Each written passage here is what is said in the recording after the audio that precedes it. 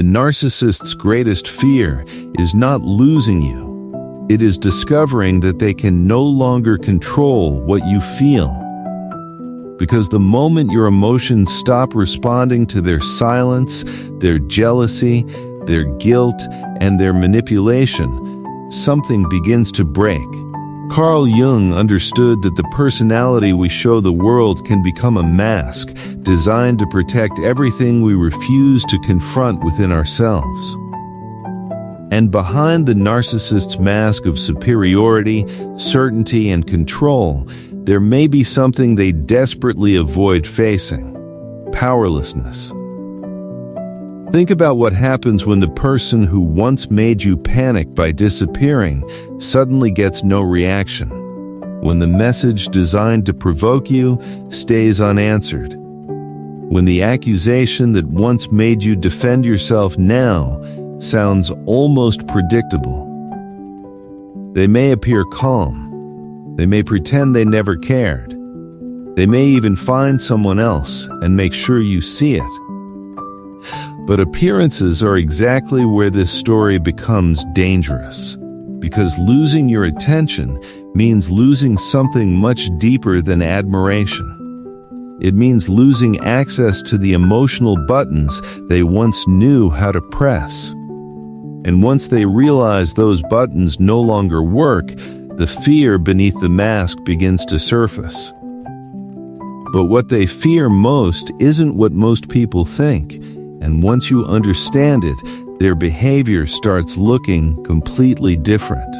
Control is not always loud. Sometimes it looks like silence. Sometimes it looks like affection suddenly disappearing the moment you stop obeying the emotional rules of the relationship. Sometimes it is a message sent at exactly the right moment to make you question whether you were finally moving on. The narcissist learns what affects you, what makes you afraid, what makes you jealous, what makes you explain yourself, and what makes you come running back. Over time, your reactions can become predictable, and predictability creates power. This is where the mask becomes important. Carl Jung described the persona as the face we present to the world.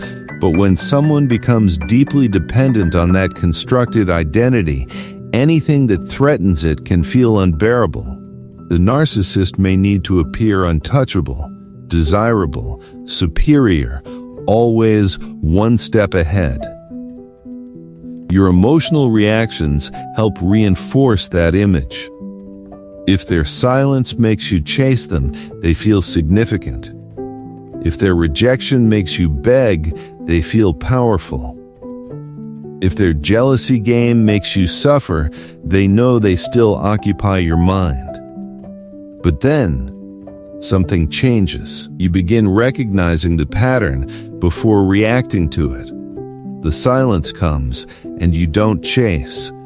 The provocation comes, and you don't defend yourself. The bait appears, and you don't take it.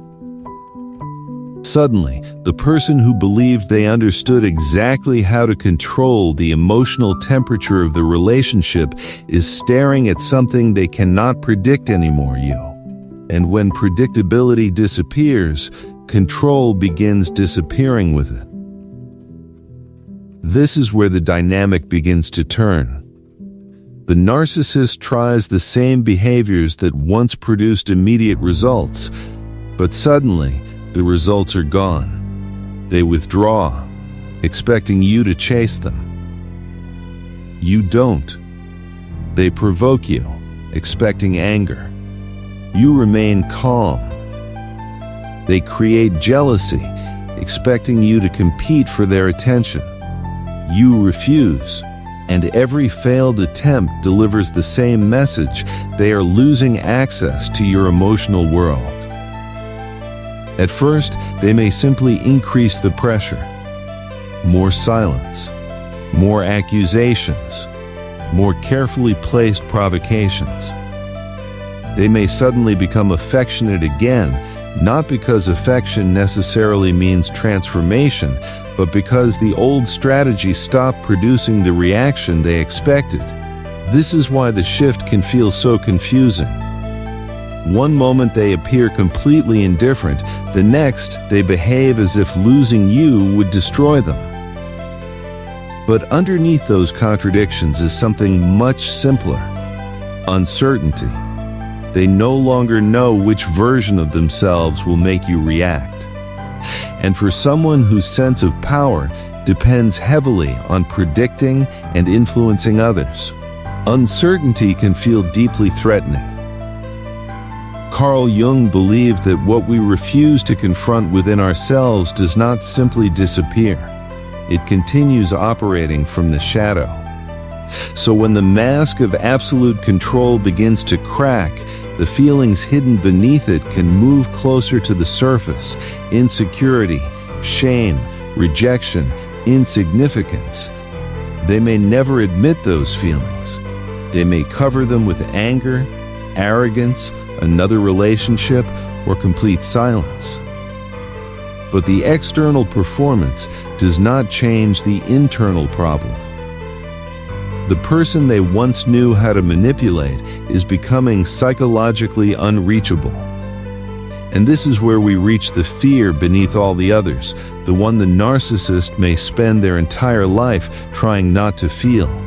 And here it is: the deepest fear is not simply abandonment, it is irrelevance. The possibility that one day they can enter your mind and find no throne waiting for them. No fear, no obsession, no desperate need for answers, nothing, because as long as you hate them, argue with them, stalk their social media, or desperately try to prove what they did to you, they still occupy psychological space inside you. But genuine indifference changes everything. They can no longer use your emotions as evidence of their importance. This is where the image of superiority can collide with something far more uncomfortable: the realization that your life can continue without them. They may try to rewrite the story. They may act happier than ever. They may display someone new as proof that they have already replaced you. But none of those performances restore the one thing that has disappeared: access to you. And that is why your healing can become more threatening than your anger ever was. Anger still reacts. Healing moves on. You are no longer trying to defeat them. You are becoming someone who doesn't need to play the game at all. If this is helping you recognize a pattern you couldn't explain before, subscribe to The Inner Shadow. Leave a like so this analysis can reach someone else who needs it, and share it with someone who may still be trapped inside this cycle. Because now we reach the most revealing moment of all: what happens when the narcissist finally realizes that even their strongest weapon cannot bring the old version of you back. This is the moment the narcissist never prepared for. Not when you leave physically, but when you leave psychologically. When they can no longer summon you with silence. When jealousy no longer burns through you. When a sudden message doesn't send your heart racing. When they realize the person they once controlled through confusion has become impossible to reach. And that realization can be devastating to the illusion of power they built around themselves. They may intensify the performance. They may suddenly appear happier, stronger, more desirable, surrounded by new people. They may disappear completely, hoping their absence will reopen the wound. Or they may return with exactly the words you once begged to hear. But now there is a problem. You recognize the pattern. The weapon only works when you believe in it. Carl Jung understood that what remains unconscious can dominate behavior from beneath the surface. When the narcissist cannot force you back into the old role, they may be pushed closer to feelings they desperately avoid: rejection, shame, inadequacy, powerlessness. Instead of confronting those feelings, they may project them outward, blame you, devalue you, or seek another person who can restore the validation they lost. But replacing attention is not the same as restoring control over you. That door has closed. And eventually, beneath all the performance, there is a realization they cannot manipulate away.